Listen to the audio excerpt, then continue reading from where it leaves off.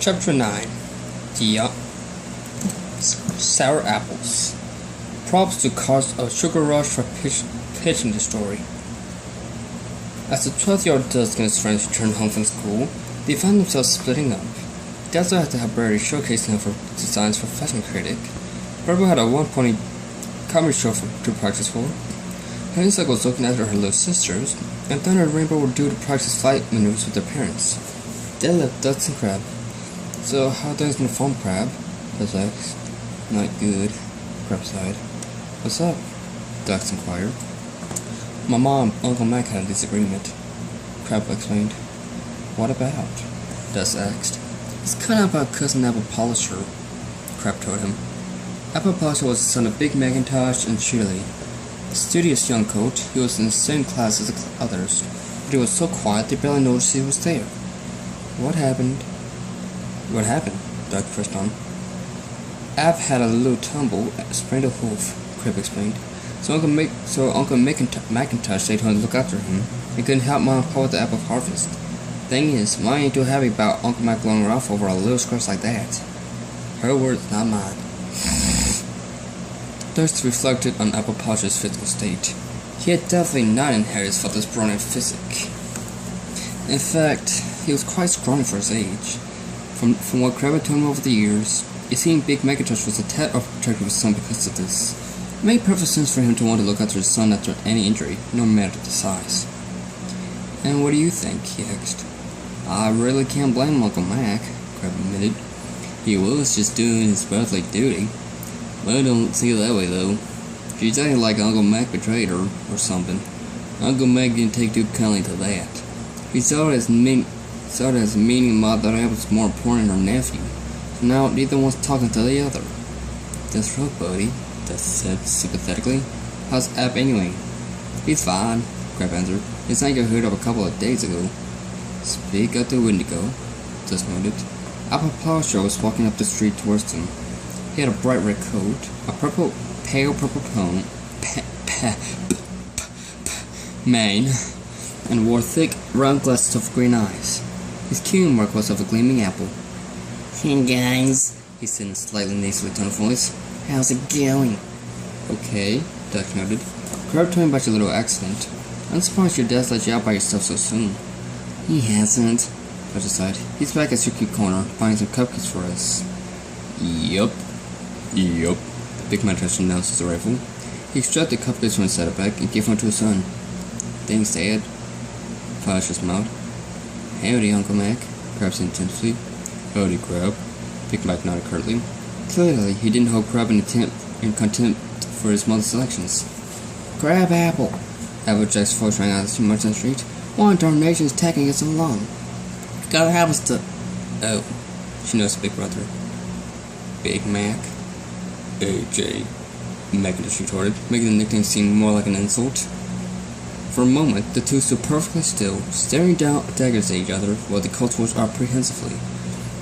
"Come on, Crab, let's go," Apple said finally. "We got important final work to do back home. The kind of work that can't be put off for an easy business spring." "That we head for home too, Polisher," Big Macintosh growled. "That boy doesn't care, nurture environment." The two parents practically dragged their offspring in opposite directions, leaving Dusk alone. "Well then," the young eloquent said to himself awkwardly, "guess I'll be going home now." The next day at school, Dusk found the two together, looking forlorn. "That bad, huh?" he asked. "Yup," watched him his father. "Our parents still aren't speaking to each other." "Darn tootin'," Crab said sadly. "They don't even let us see each other. Only time we can hang out is at school. There's gotta be a way to sell these prettier folks," Dusk mused. "What does your mom think of all this anyway, Paul?" "She's not happy," Posh declared. "But she just can't get Dad to budge on it." "Pa ain't having any luck with mine either," Crab added. "Sometimes we apples can be as stubborn as mules." "No offense." "None taken," said a mule Dust standing in a nearby field. "The apples are supposed to be one big happy family," Crab said solemnly. "This here man's just ain't right." Dust had never seen Crab so low before. He had to do something to help. The young prince moved things over for a moment. Suddenly, he was struck by an inspiration. "I've got an idea," he declared. "Parents' Day is this Friday, right?" Parents' Day was solely a tradition at the schoolhouse. One day in every semester, the students' parents would go with them to class. Yeah, so, Crab asked. So, I've got a plan, Doug smiled. One that should, hopefully, mend the fences. But we'll need your mom's help to do it, Paul. Do you think get her on board? I think I can explain that. Fletcher nodded. Great, Doug smiled. Now here's what we're gonna do. Parents' Day arrived in due course. Every student had their parents with them. Dusk and Starlight, Twilight, and Flash. Crab had Applejack and Caramel. Honeysuckle had Flush and Forest. Thunder and Rainbow had Rainbow Dash and Thunderclap. Purple had Pinkie Pie and Cherry Fizzy. And Desto had Red and a father, a former high society unicorn named Orion. He had a midnight blue coat, a black mane, brown eyes, and a constellation cutie mark. As they all stood outside the main entrance, Chili greeted each of them in turn, Megatouch right beside her. When she got to Applejack Caramel, there was a distinct chill in the air as Applejack and Big Mac glared at each other. After that tense moment, the coach decided to put their plan into action. Hey Ma, check this out, Crab called. As Applejack and Caramel came closer, Crab bucked a tree, causing a tremor and dislodged several leaves. That's my boy, Applejack retorted. Nice bug, son, Caramel agreed. It was time for phase 2 of the plan. Dust caught Shirley's attention, inclining his head towards the classroom. Shirley, having agreed to being a part of the plan, made a small nod to indicate she understood. Big Mac, could you join me in the classroom, please? She asked her husband. Polish, I need your help with something. Yup, Big Mac answered, following his wife and son inside. A few moments later, Crab and his parents returned. Where'd Shirley mosey on off to? Applejack asked. Oh, she wants you, Mrs. Caramel, and Crab to meet her in the classroom, Miss Applejack, Dust declared. You know, for some parent discussion. Fair enough, Applejack shrugged, as she and Crab went to school. Dust followed behind them, preparing to implement phase 3. As Applejack entered the room, she quickly saw Big Macintosh. What in tarnation? She gasped. Doug slipped into the room and closed the door, using his smasher to lock it. Dusk, what do you think you're doing? Applejack growled. It's for your own good, Ma, Crab said solemnly. Crab? Applejack gasped. You're in on this? Sorry, Dad, replied Big Mac. I'm proud too. I don't blame you, son, Big Mac declared. You've often been led astray by a bad influence. Whoa there, Applejack grimaced. You ain't talking about my boy, are you? And what if I am? Big Mac said threateningly. Okay, that's enough, Dusk stepped forward. Until you two make up, I'm not unlocking that door. You got a lot of nerve, Dusk, Applejack said harshly. Me and another pony's business like this. I got half a mind to tell your mom about this. I'm sorry, Miss Applejack, Dusk apologized. Crab is my best friend. This family of yours was really getting to him. I can see that, but why can't you? Applejack's anger receded a little. Is that true, Crab? Applejack asked.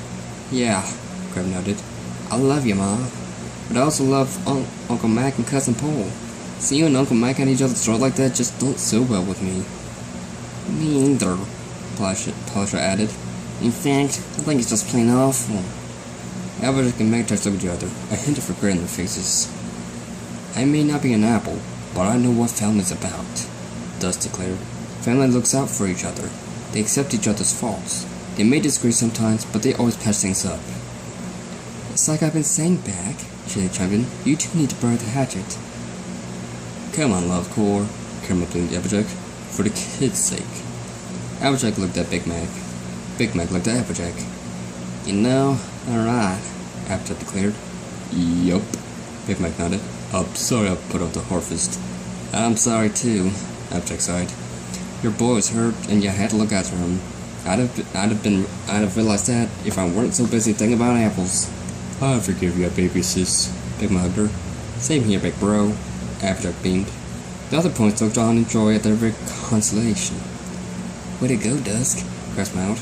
Your plan worked perfectly, Polisher added. With a little help from all of you, Dusk said humbly. Dusk unlocked the door, and they all went outside, where they had explained to others where they'd been. Twilight and Fletch were quite impressed with Dusk's plan. Our son, the peacemaker, Fletch remarked. I knew he didn't get it from my side of the family. I'm proud of you, Dusk, Twilight smiled. You did everything you could to help a friend. Thanks, Mom, Dusk smiled. And like a true prince, you meditate a peaceful resolution to a dispute between two parties. Twilight added. Way to go, champ, Fletch chuckled. Thank you kindly, Dusk, Applejack declared. Sometimes way-ups are just too god darn strong for our own good. Like we got ponies like you to help us find our way. It was nothing, Dusk blushed. Nope, Big Mac shook his head. We just decided to make you an honorary apple partner. Grab patted Dusk in the back. Really? Dusk gasped. Really? Crest smiled. It's the least we can do. Congratulations, Fletcher smiled. Dusk smiled widely. Doing good was usually his own reward, but sometimes a pony could gain something special, just by helping others. Dusk was willing to settle for seeing his best friend happy again, but being made an honorary apple was a nice bonus. Even so, he would have done the he did 100 times over, without ever thinking of getting a reward. That was just the kind of pony he was. Now you know who Doris the Main Six paired off with. Any pony who's read some of my past stories will recognize Forest and Thunderclap. Those of you who are wondering, Cherry Fuzzy was a long-time fan of Pinky's shows. One day, Pinky did a something that sent her flying into Cherry. The two had a good laugh, and Pinky got him a cupcake as an apology. The two struck up a friendship, which later turned romantic. As for Orion, he's a unicorn formerly from Canterlot. He moved to Ponyfoot to get away from it all.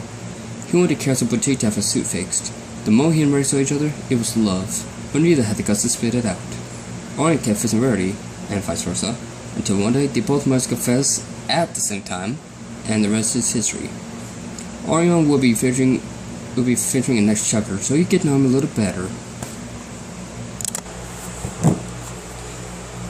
Chapter 10. Love. Ponyville style. Gundam style. Anyway, Dusk was currently 14. He had grown from a little colt to a handsome young stallion. He wasn't aware of it, but he often turned the heads of mares his own age. At the moment, he was helping Dazzle and her parents set up for a fashion show. Nice of you to help, young prince, Orion smiled. He usually handled the administrational side of Kara's boutique's affairs, but wasn't averse to putting in some legwork when the situation demanded it. It's nothing, really, Dusk shrugged as he was restoring some chairs. Just because I'm royalty doesn't mean I'm not up for some old-fashioned manual labor. So charitable, Orion chuckled. I can think of a sort of prince who could learn a thing or two from you. Who? Dusk asked. I'm not at liberty to divulge, Orion declared, but I will say his name rhymes with root blood. Okay, ready, Dusk called, having been trying on the dress she was going to wear while running behind the curtain. As Dusk heard, Dusk's eyes widened, and his jaw dropped. She was wearing a silver gown with gold trimmings. A stream of pearls hung around her neck. Her mane had been changed from its usual ringlets to a single pink curtain flowing down the back sides of her neck. She wore makeup, but not much, just enough to accentuate her natural beauty. As she walked elegantly down the runway, Dusk felt as if the world had gone into slow motion. Well, what do you think? She asked. Dusk didn't answer, instead smiling widely. Dusk? Dusk asked. Dusk! What? Dusk stuttered, as the words suddenly returned to normal. How do I look? Dusk asked, a little annoyed. You look great, Dusk found himself saying. Really amazing. Oh, you're sweet, Dusk beamed. You're always such a good friend. At Dusk's smile at him, Dusk felt a strange sensation in his stomach. You look beautiful, darling, Orion said proudly. Of course she does, Ray tittered, like mother, like daughter. Oh, stop, Dusk said humbly. Thank you for all your help, Dusk, Rarity smiled. But if I'm not mistaken, it's dinner time. We wouldn't dream of keeping from a meal. Thanks, Miss Rarity, Dusk nodded. As Dusk departed, he cast a look back at Dazzle. She waved at him, causing the feelings downward to appear again. Back home, Dusk was idly picking at his food. For some reason, he couldn't take his mind off Dazzle. Is something wrong, Dusk? Twilight asked. You haven't touched your dinner. Not wrong, Dusk shook his head. Just weird. What's weird, pal? Flash asked. I was over at Dazzle's, helping her family out with a big fashion show, Dusk explained. Then she came out in this fancy dress and I don't know what happened then. I couldn't stop looking at her, and I got the strangest feeling in my stomach. A warm, tingly feeling? Twilight inquired. Exactly, Dusk noted. I think I see the problem. Twilight smiled sagely. You've got a crush on Dazzle. What? Dusk spluttered. No, I don't. Yes, you do, Dad butted in. You love her. Silly squirt. Doug said hotly. You love her. You love her. You really, really love her. Star was saying. Starlight, stop teasing your brother. Flash said, a very half smile on his face. Muzzled. Or is it right? I don't know. Okay, Daddy. Starlight pouted. I don't blame you, kiddo. Spike does. The little lake does come from the stock after all. But Doug's and I are friends, Doug moaned. We've known each other since we were fools. Sometimes Rusher grows into love, Farmer. Just as Pinkie Pie and Cherry Fizzy. But I don't have a clue Doug will feel the same way, Doug pointed out. Well, if she does it, and I come along, sprouting all the stuff about a crush, it'll make things weird between us, and our friendship will never be the same. That may happen, Doug nodded, but it might not. You know, son, when I fell for your father, I worried about whether not being with him was a good idea, Fire stated. I actually told him we shouldn't even attempt a friendship, or a relationship. Whoa, really? Dust gasped. What changed your mind? You know, Cadence, Fire smiled. She encouraged me to give it a try. She told me that love was about feeling, not thinking. So I found your father, we talked, and the rest is history. Maybe that worked for you, Mom, Dust sighed. But it might not work for me. First, what if we do start dating and then we break up? It would ruin our friendship. True friendship is strong enough to withstand anything, Twilight smiled. Trust me, I know what I'm talking about. I don't know, Doug sighed. You should at least talk to Deso about this, Flash suggested. You don't want to spend the rest of your life wondering what could have been. Flash is right, Spike nodded. Take it from a guy who's been there. You don't want to leave matters of the heart unresolved. Okay, fine, Doug sighed. If I get all of you on my back, I'll go talk to Tessa tomorrow. I just hope I don't mess it up. The next day at school, if I can get there, Dust was drunk to death. This is May. He found in close proximity to a brawny, good-looking young pony stallion. Hey, gorgeous, you doing anything tonight? The stallion smiled. Angry like Dust had never known showed up inside him.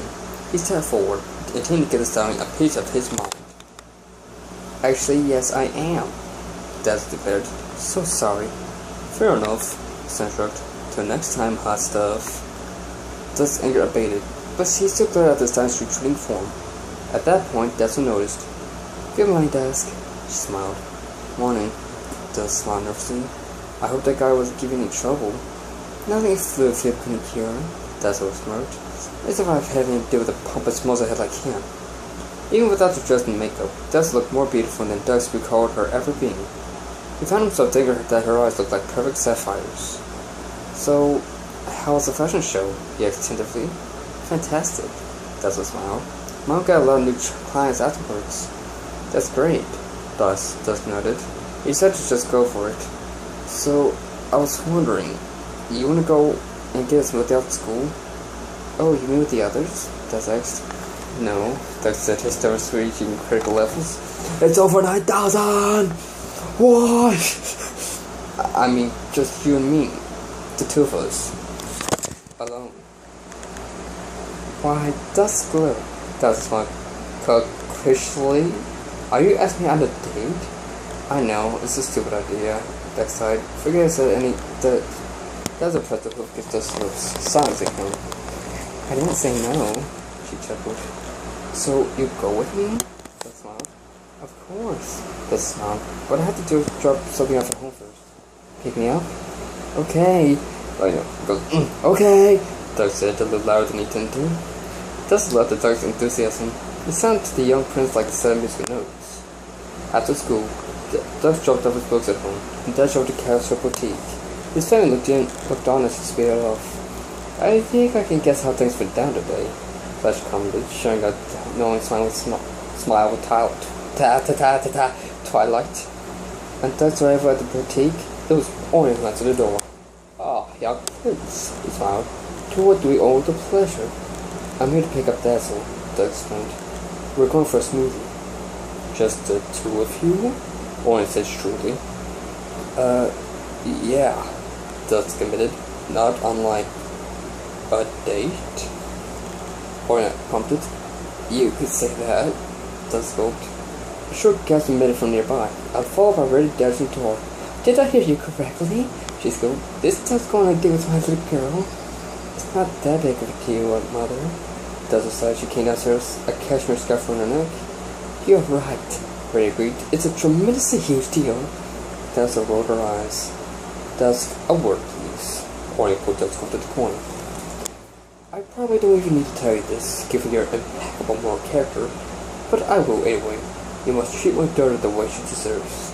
If not, well, parents or no parents, you will be sorry. Do I make myself clear? Perfectly clear. Dusk nodded. Easy now, Daddy. Dusk chuckled. We all know Dusk is a true gentleman. I know. Or announced bashfully. I just wanted to make sure. Have fun, you two little darlings. Rarity smiled. The two young couples went to Sugar Corner. Taking the seats at the table near the back, they ordered the smoothies from Mr. Cake. While they waited, they said they got nervously. So, this isn't weird for you or anything? Dusk smiled. Of course not. Dazzle smiled. Why would it be weird? Sorry. Dusk shrugged. I just don't want to mess this up. The two sat silent for a moment, during which the smoothie was brought over. Dusk, I have a confession to make, Dusk declared. I have had a crush on you since we were little. You have? Dusk gasped, dumbfounded. I never would have guessed. I kept it to myself, Dusk admitted.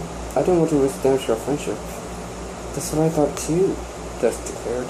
They were trying to give me all this advice about following my heart and not leaving anything unresolved, so I decided to take a chance and ask you out. Well, what a heavy question that was. Dusk smiled, leaning against Dusk. Blushing fiercely, Dusk put a full leg around Dazzle's shoulders. We shouldn't be worrying too much about what might happen, Dusk declared. We should keep our minds on it now, and find out if this feels right. Here, Dazzle murmured. And if it doesn't last, we'll always be friends, Dusk added. Of course we will, Dazzle smiled. You won't be getting rid of me daddy soon. At that moment, Go Jin a silver plate into Sugar Good Corner. Well, Ghost smirked. What have we here? Is the prince out on a date? Get lost, you two, Duck snorted. Yes, Dusk nodded. This is none of your business.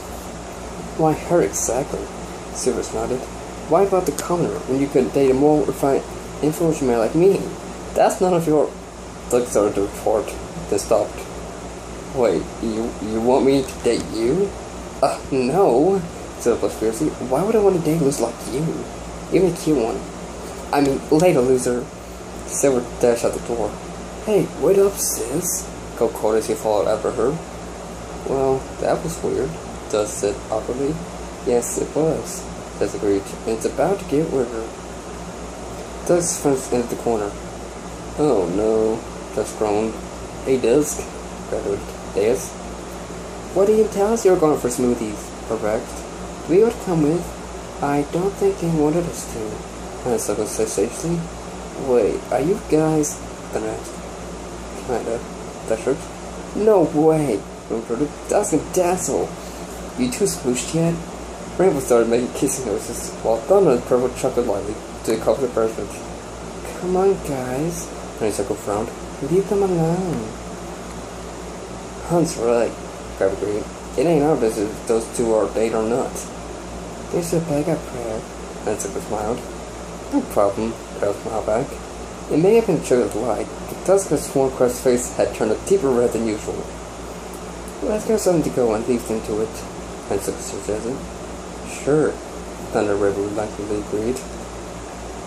After buying some confections from behind the counter, Dusk's friends respectfully left, Purple waving the couple as they did. Alone at last, Dazzle smiled. Yep, that's not bad. Now, where were we? We were right here. Dazzle snuggled up to Dusk. So we were, Dusk chuckled, putting his foot around Dazzle again. He caught the scent of raspberries emanating from her mane.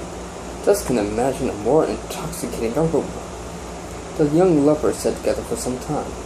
As the sky began to darken, they realized they had to return home for dinner. Dusk offered to walk Dazzle home, and offer she gladly accepted. As they reached Carrot's boutique, they stood outside the front door. All in all, not a bad first date, huh? Dusk asked. It's true, Dusk nodded. We'll have to see if we can make our second date even more memorable. Dazzle planted one kiss on Dusk's cheek. Yeah, Desmond stroked his cheek. We will.